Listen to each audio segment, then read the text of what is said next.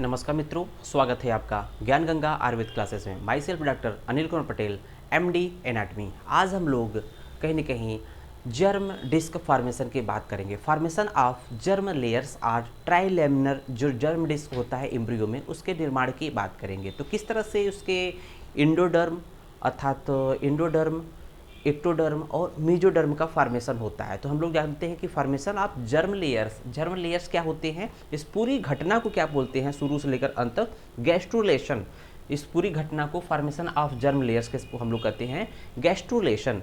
तो gastrulation process में होता क्या है कि इसमें 3 जर्म लेयर्स का फॉर्मेशन होता है, जिसमें सबसे ऊपर होता है एक्टोडर्म होता है, और नीचे जो होता है इंडोडर्म होता है, और उसी तरह से बीच में मीजोडर्म होता है। तो यहाँ पर देखेंगे एक एक करके हम लोग पढ़ेंगे कि किस तरह से इंडोडर्म, मीजोडर्म और एपिडर्म, एक्टोडर्म का फॉर्मेशन होता है। तो आइए देखते हैं कि ये घटना कहाँ से शुरू होती है। फॉर्मेशन ऑफ जर्म लेयर्स की बात हम लोग कहाँ कर रहे हैं, अर्थात जो हम लोगों ने एम्ब्रियोलॉजी की बात किया, जब फर्टिलाइजेशन की बात किया, अर्थात स्पर्मेटोजेनेसिस और oogenesis के बाद कहीं ना कहीं हम लोगों ने बात किया फर्टिलाइजेशन के प्रोसेस। फर्टिलाइजेशन जो प्रक्रिया होती है वो एम्पुलर रीजन में होती है, अर्थात फैलोपियन ट्यूब में होती है। फर्टिलाइजेशन के जस्ट के बाद जो क्रिया होती है वो क्लीवेज होती है। क्लीवेज में हम लोगों ने देखा कि जो फर्टिलाइज जो एग होता है उसमें क्या होता है कि उसका जो एक तरह से सब डिविजन्स होने लगते हैं, अर्थात उसमें डिफरेंट स्टेजेस का फॉर्मेशन होता है। साथ ही साथ उसका मूवमेंट किधर की तरफ होता है, एम्पुला से होते हुए, फेलोपियन ट्यूब के एम्पुला से होते हुए कहीं कहीं एक तरह से यूट्राइन कैविटी की तरफ उसका मूवमेंट होने लगता है, और साथ ही साथ उसका क्लीविंग एग होने लगता है। उसका जो हम लोग कहते हैं ना कि मोरुला स्टेज, ब्लेस्टुला स्टेज। तो ब्लेस्टुला स्टेज तक जब तक उसका एक तरह से इम्प्लांट नहीं होता है, इम्प्लांटेशन के पहले तक हम लोग क्लीवेज की प्रक्रिया मानते हैं। उसके बाद ये शुरू होता है जर्म डिस्क का फॉर्मेशन या जर्म लेयर्स का फॉर्मेशन। तो आइए देखते हैं कि ये घटना कहाँ हो रही है। यूट्राइन कैविटी के एक तरह से जो इंडोमेट्रियम है, इंडोमेट्रियम में एक तरह से जब इम्प्लांट होने जाता है तो उसी इम्प्लांट होता है, साथ ही साथ इसमें डिफरेंट इसका जो एम्ब्रियो होता है ग्रोथ करता है, डिफरेंट जर्म लेयर का फॉर्मेशन होता है। तो यहाँ देखते हैं कि जब वो क्लीवेज जहाँ कंप्लीट होता है तो हम लोग कहते हैं उसको ब्लास्टोसिस्ट या ब्लास्टुला स्टेज में ये कंप्लीट होता है क्लीवेज। तो ब्लास्टुला स्टेज में क्लीवेज कंप्लीट हुआ। तो ब्लास्टुला स्टेज में जो ये देख रहे होंगे जो आउटर मोस्ट सेल है, इसका हम लोग इसका टीएस काटे हैं। अगर एक बात करें कि ब्लास्टुला अर्थात हम इसका एक टीएस स्ट्रक्चर, इसका ट्रांसवर्स सेक्शन है, तो इसको हम लोग बात करें कि अगर किस फार्म में हम लोग का एक तरह से डेवलपिंग एग या एम्ब्रियो है, तो हम लोग इसको कुछ इस तरह से देखते हैं कि इसको हम ये मान सकते हैं कि ये कहीं ना कहीं कुछ इस तरह से है। ये यहाँ पर संसाधनों का अभाव है, कहीं ना कहीं जो है अभाव ही आविष्कार की जननी है। तो हम इसको इस तरह से समझेंगे कि ये जो एग है, डेवलपिंग एग, कुछ इस फार्म में है। हम लोगों ने क्या किया, उसको कट कर दिया है, सेक्शन कट किया। सेक्शन कट करने के बाद हम लोग जो देख रहे हैं कि कुछ इस तरह से हम लोग के सामने जो स्ट्रक्चर्स दिख रहा है, ये पूरा पूरा कैविटी है। ब्लास्टुला मीन्स होता है कि वहाँ पर कैविटी या स्पेस होता है, लेकिन इसमें स्पेसिफिक तौर पे स्पेशल क्या है कि यहाँ पर कुछ देखेंगे, यहाँ पर एक तरह से आउटर मोस्ट जो कवरिंग है दैट इज कॉल्ड ट्रोफोब्लास्ट की है। आउटर मोस्ट जो सेल्स होते हैं ट्रोफोब्लास्ट के होते हैं, और जो इसका इनर सेल मास है, इनर सेल मास जो एम्ब्रियो प्रॉपर का फॉर्मेशन करेगा, तो कुछ इस तरह से समझ सकते हैं कि हम लोग ये समझते थे इसके इस तरह से अटैच होता है।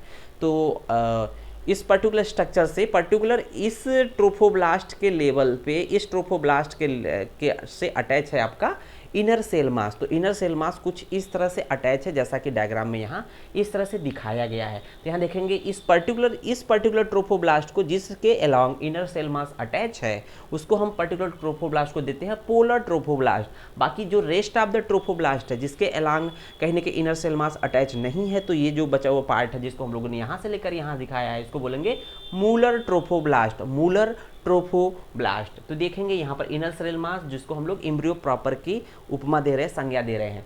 तो कहीं ना कहीं हम इस तरह से इसके डेवलपमेंट के बारे में देखेंगे। तो आइए देखते हैं आगे फर्दर क्या होता है। जो ब्लास्टोसिस्ट कंडीशन है, ब्लास्टुला स्टेज है, यहाँ पर क्या होता है कि ये एक तरह से पूरा कवर होता है सराउंडिंग। ट्रोफोब्लास्ट है, जिस पार्ट से इनर सेल मास अटैच है, जिस पर्टिकुलर ट्रोफोब्लास्ट से, उसको पोलर ट्रोफोब्लास्ट कहेंगे। जो रेस्ट ऑफ द पार्ट जो ट्रोफोब्लास्ट होता है उसको हम लोग एक तरह से मूलर ट्रोफोब्लास्ट कहते हैं। फर्दर क्या होता है कि कि यहाँ पर जो पर्टिकुलर इनर सेल मास है तो इसमें एक लेयर, ऐसे तो ये राउंडेड स्ट्रक्चर्स होती है, राउंडेड सेल्स होती हैं, बट ये जैसे ही इससे थोड़ा सा एक लेयर देखेंगे, एक लाइन यहाँ सेपरेट हो जाती है, इसके बिलो साइड में लोअर पार्ट में एक लाइन सेल की एक दूसरे से लिंक हो जाती है और यहाँ सेपरेट हो जाती है, तो इसको बोलते हैं हाइपोब्लास्ट। इनर सेल मास के नीचे एक लाइन बन रही है सेल की, पर्टिकुलर इसी इनर सेल मास से डिफरेंशिएट होकर ये नीचे की तरफ शिफ्ट हो गई, इसको बोलेंगे हाइपोब्लास्ट। तो हाइपोब्लास्ट या इसको इंडोडर्म भी फर्दर बाद में जो है फ्यूचर में इंडोडर्म बनेगा। तो हम लोग देख रहे होंगे जो पर्टिकुलर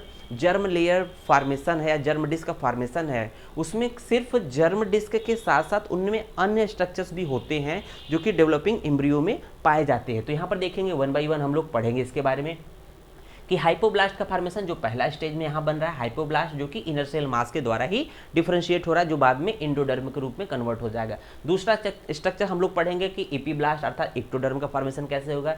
तीसरा है एमनियोटिक कैविटी का फॉर्मेशन कैसे होगा, जो हम लोग कहते हैं ना कि एम्ब्रियो में इम्नियोटिक कैविटी होता है और इम्नियोटिक कैविटी मतलब इम्नियोटिक फ्लूइड होता है, इम्नियोटिक मेम्ब्रेन होती है।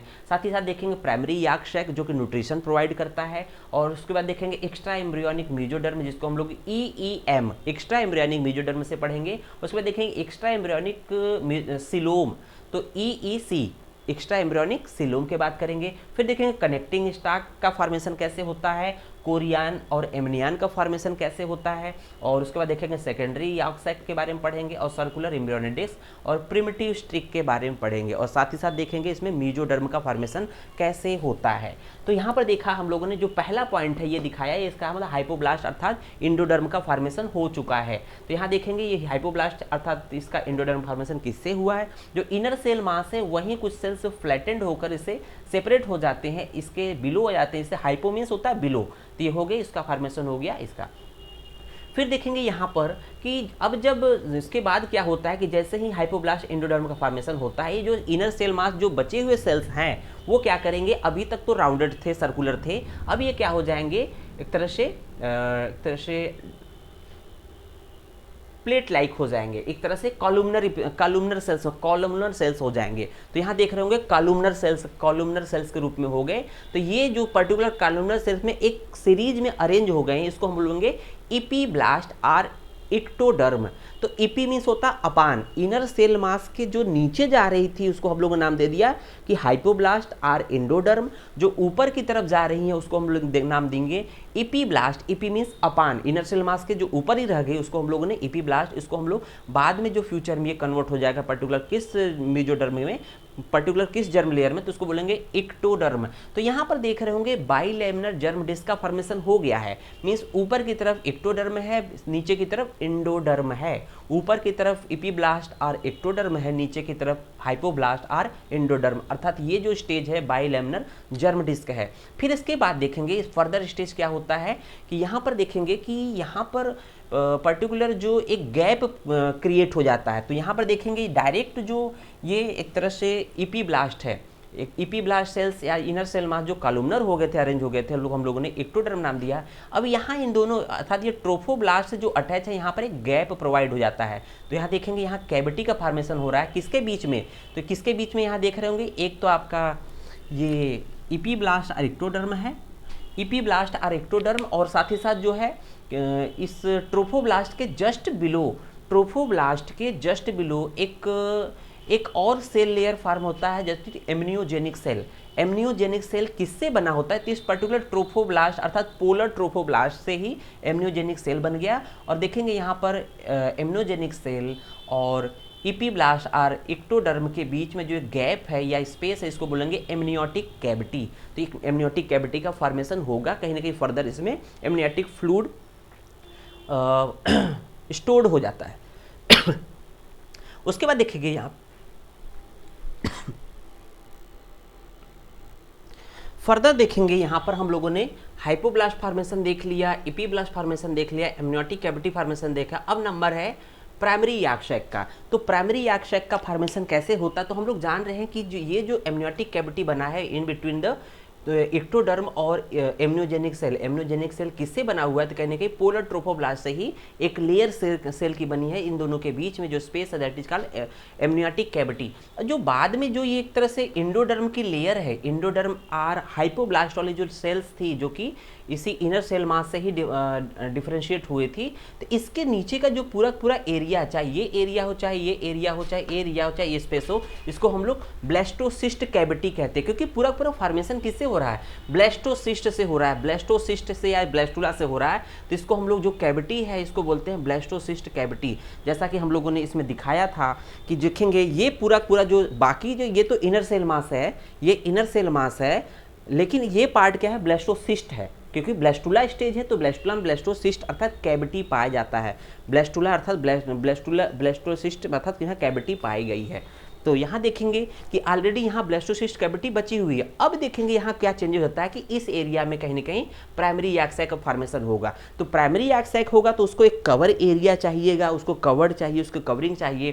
तो यहाँ देखेंगे कि ये जो इंडोडर्म आर हाइपोब्लास्ट जो सेल्स थे, यही सेल्स कंटिन्यू डाउनवर्ड हो जाते हैं। देखेंगे सीरीज में इसको कवर कर लेते हैं, किसको, ब्लास्टोसिस्ट कैविटी को चारों तरफ से, अर्थात पोलर जो एक तरह से मुरल ट्रोफोब्लास्ट है, ट्रोफोब्लास्ट के चारों तरफ देख रहे होंगे यहाँ पर एक अलग से लाइनिंग हो जाती है। दैट इज ये एक तरह से बना किसके थ्रू है, इंडोडर्म आर हाइपो ब्लास्ट के सेल्स ही हैं, नीचे की तरफ डिफ्रेंशिएट हो गए हैं, कंटिन्यू हो गए हैं। इसके वजह से जो एरिया कवर हो गया उसको हम नाम देंगे प्राइमरी याक सैक। तो प्राइमरी याक सैक का फॉर्मेशन हो गया। पर्टिकुलर इस जो इंडोडर्म और हाइपोब्लास्ट की सेल्स जो नीचे की तरफ आई है, इसका नाम देते हैं हुसर्स मेम्ब्रेन। तो HEUSERS, हुसर्स मेम्ब्रेन, हेसर्स मेम्ब्रेन कह सकते हैं। हेसर्स मेम्ब्रेन, इस पर्टिकुलर जो एक चेन लाइक स्ट्रक्चर से इसको हम लोग कहेंगे हेसर्स मेम्ब्रेन। नेक्स्ट देखेंगे, चौथा हो गया, इसका मतलब प्राइमरी याक सैक का फॉर्मेशन हो गया। पांचवें नंबर पे आएंगे तो हम लोग एक्स्ट्रा एम्ब्रियोनिक मेसोडर्म की बात करेंगे। तो एक्स्ट्रा एम्ब्रियोनिक मेसोडर्म का फॉर्मेशन कैसे होता है, तो यहाँ देखेंगे एक्स्ट्रा एम्ब्रियोनिक मेसोडर्म की बात करेंगे। तो साइड में क्या है, यहाँ पर कहीं ना कहीं मेसोडर्म है ही साइड साइड इसके कहीं ना कहीं। फिर देखेंगे यहाँ पर हम लोगों ने इसको किस तरह से दिखाया है, ये कौन सी लेयर है, ये तरह से बाइलैमिनर जर्म डिस्क फॉर्मेशन हो गया। ऊपर की तरफ क्या हो जाएगा, एक्टोडर्म हो गया। ऊपर की तरफ जो हो गया वो एक्टोडर्म हो गया, नीचे की तरफ इंडोडर्म हो गया, दो लेयर जर्म लेयर हो गया। उसके बीच ऊपर की तरफ जो है एम्नियोजेनिक सेल और एक्टोडर्म के बीच में एमनियोटिक कैविटी। तो देख लेंगे ये कैविटी क्या है, एमनियोटिक कैविटी है, ये प्राइमरी याक सैक हो गया। इसके चारों तरफ जो स्ट्रक्चर्स है उसको नाम देंगे एक्स्ट्रा एम्ब्रियोनिक मेसोडर्म। तो मेसोडर्म था जो कि इस याक सैक में कवर था, बट यहाँ पर एक्स्ट्रा एम्ब्रियोनिक मेसोडर्म मींस इसके अलावा भी एक्स्ट्रा एम्ब्रियोनिक मेसोडर्म फॉर्मेशन हो जाता है। तो ये कह सकते हैं कि एक्स्ट्रा एम्ब्रियोनिक मेसोडर्म किसके बीच में है, तो कहीं ना कहीं कवर्ड है पूरा पूरा ट्रोफोब्लास्ट से, और इनर साइड में जिसकी बाउंड्री है, लिमिटेशंस है, तो देखेंगे यहाँ पर हेसर्स मेम्ब्रेन है, साथ ही साथ ये एम्ब्रियोनिक डिस्क और एमनियोटिक कैविटी के चारों तरफ है। तो इसको हम लोग देंगे एक्स्ट्रा एम्ब्रियोनिक मेसोडर्म। तो देखेंगे इसका फॉर्मेशन हो गया। अब देखेंगे इस एक्स्ट्रा एम्ब्रियोनिक मेसोडर्म जो एरिया है, इसी एरिया में कहीं ना कहीं एक्स्ट्रा एम्ब्रियोनिक सिलोम का फॉर्मेशन होना है। तो यहाँ देखेंगे EEC, एक्स्ट्रा एम्ब्रियोनिक सिलोम। तो यहाँ पर देखेंगे कि अब जो है इसी मेसोडर्म के बीच में यहाँ पर क्या होता है, कैविटी का फॉर्मेशन होता है। अगर यहाँ से एक कैविटी का फॉर्मेशन फर्दर हो जाए तो ये जो कैविटी बना है जिसको बोलेंगे एक्स्ट्रा एम्ब्रियोनिक सिलोम। सिलोम का मतलब होता है गुहा या कैविटी। तो देखेंगे एक्स्ट्रा एम्ब्रियोनिक, इसका नाम दिए एक्स्ट्रा एम्ब्रियोनिक सिलोम या कैविटी, एक्स्ट्रा एम्ब्रियोनिक सिलोम या कैविटी के नाम देते हैं। अब यहाँ पर जो एक्स्ट्रा एम्ब्रियोनिक मेसोडर्म था ये दो पार्ट में डिवाइड हो गया। क्यों डिवाइड हो गया, क्योंकि इन दोनों के बीच में ये पूरा स्ट्रक्चर क्या है, एक्स्ट्रा एम्ब्रियोनिक मेसोडर्म है, इन दोनों के बीच में या इसके बीच में क्या हो जाएगा, एक्स्ट्रा एम्ब्रियोनिक सिलोम आ गया, कैविटी आ गई। इसकी वजह से जो ये वाला पार्ट एक्स्ट्रा एम्ब्रियोनिक मेसोडर्म है इसका दूसरा नाम देंगे, इसको बोलेंगे सोमैटोप्लूरिक एक्स्ट्रा एम्ब्रियोनिक मेसोडर्म।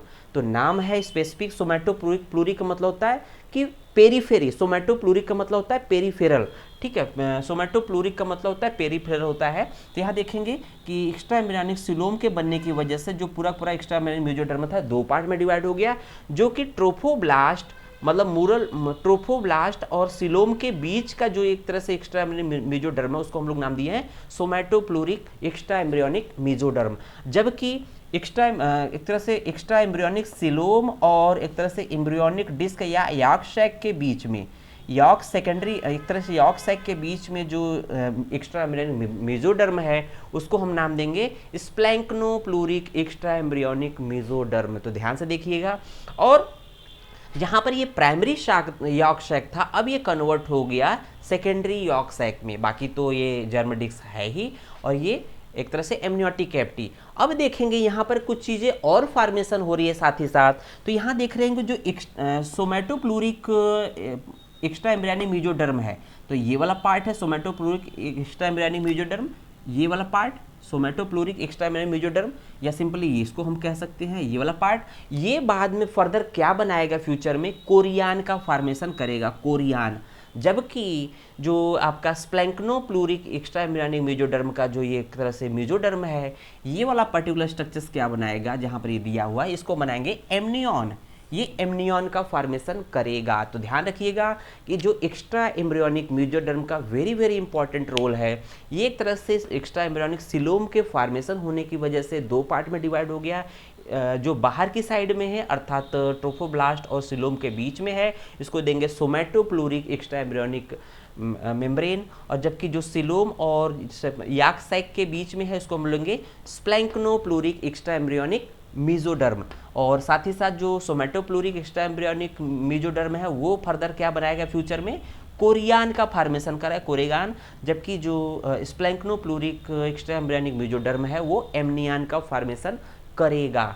और साथ ही साथ एक स्ट्रक्चर और भी बनता है यहाँ पर, जहाँ एमनियोटिक कैविटी है उसके ऊपर वाला जो क्षेत्र है अर्थात एक्स्ट्रा एम्ब्रियोनिक मेजोडर्म में से क्या बनेगा, कनेक्टिंग स्टॉक का फॉर्मेशन होगा। कनेक्टिंग स्टॉक का मतलब होता है किसी इसी के एलॉन्ग जो होता है तरह से फीटस जो होता है यूट्राइन कैविटी में अटैच होता है। तो यहाँ पर देख लेंगे कि यहाँ पर हम लोगों ने एक्स्ट्रा एम्ब्रियोनिक सिलोम का फॉर्मेशन देखा, एक्स्ट्रा एम्ब्रियोनिक सिलोम की बात किया और कनेक्टिंग स्टॉक की बात किया, कोरियान एमनियन की बात किया, सेकेंडरी यॉर्क सैक की बात किया।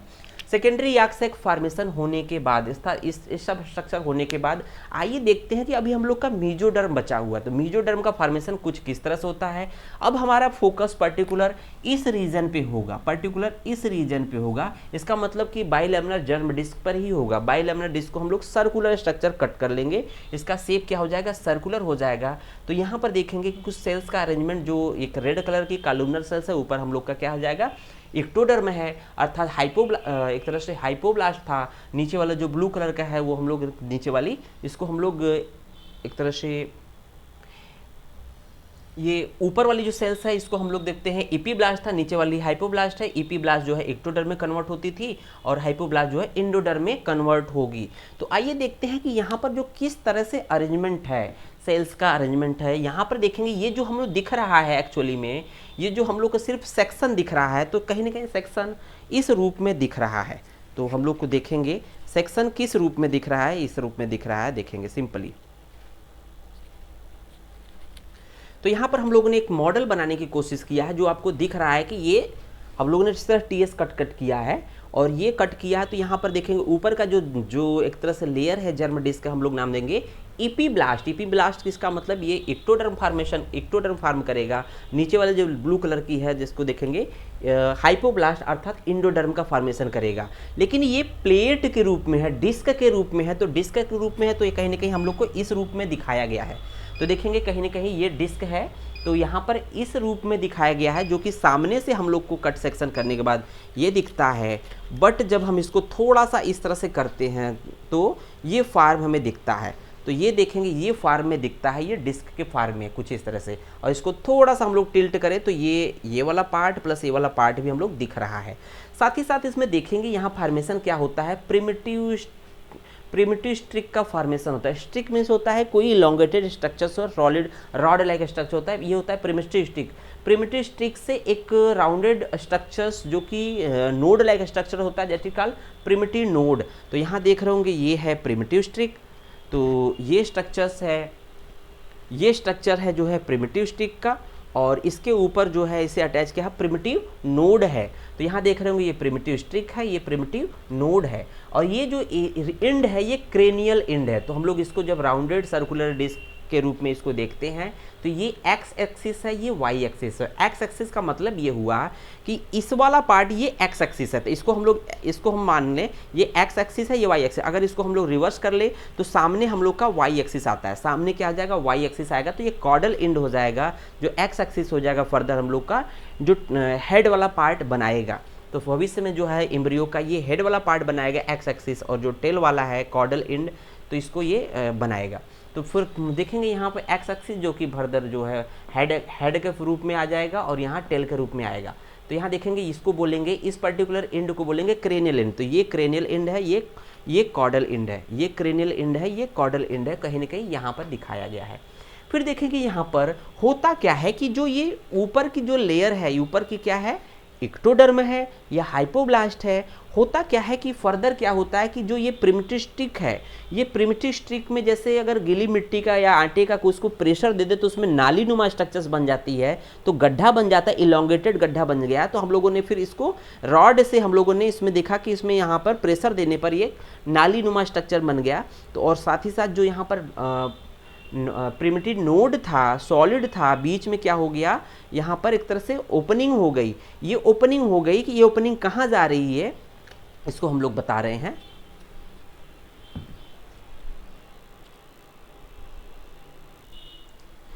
तो यहाँ देख रहे होंगे हम लोग कि यहाँ पर जो आउटर जो लेयर है दैट इज कॉल्ड एक्टोडर्म और एपिब्लास्ट जो कि एक्टोडर्म बनाता है, और जो नीचे वाला है हाइपोब्लास्ट और इंडोडर्म। तो ये दोनों जो लेयर्स होती है इन दोनों के बीच में लूजली कनेक्टेड होता है, इनके बीच में स्पेस होता है।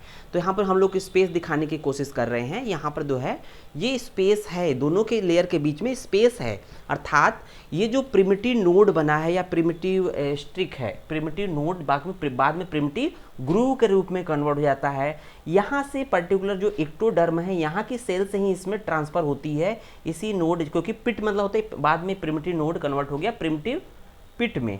तो देख रहे होंगे ये ओपनिंग होगी प्रिमिटिव पिट में, पिट मतलब गड्ढा। तो यहाँ से कुछ पर्टिकुलर सेल्स अंदर की तरफ जाएंगे, जैसा कि देख रहे हैं यहाँ से सेल्स अंदर की तरफ जैसे जा रहे हैं, और अंदर की तरफ जाएंगे तो कहीं ना कहीं एक्टोडर्म और इंडोडर्म के बीच में जो स्पेस होगा, इन इस दोनों स्पेस के बीच में ये ऑक्यूपाई करेंगे, अर्थात इसी शेप में यहाँ पर भी कुछ पर्टिकुलर स्ट्रक्चर जमा होंगे इन दोनों के बीच में। तो दोनों के बीच में जमा होंगे तो अर्थात ऊपर की तरफ एक्टोडर्म है, नीचे की तरफ इंडोडर्म है, बीच में क्या जो स्ट्रक्चर्स होंगे दैट इज कॉल्ड मीजोडर्म। तो मीजोडर्म का फॉर्मेशन ध्यान रखिएगा कि हमेशा एक्टोडर्म से होता है, मीजोडर्म का फॉर्मेशन अलग से नहीं होता है, ये एक्टोडर्म अर्थात जो ऊपर की प्लेट है उसी के थ्रू होता है। तो यहाँ पर दिखाई दे रहा है कि यहाँ पर कुछ सेल्स हैं जो एक्टोडर्म की सेल्स हैं, ये प्रिमिटिव ग्रू और प्रिमिटिव पिट के थ्रू ये अंदर की तरफ प्रवेश कर रही है, अंदर की तरफ जा रही है जो एक ग्रू है। और यहाँ पर एक तरह से नीचे की तरफ इंडोडर्म होता है अर्थात हाइपोब्लास्ट होता है।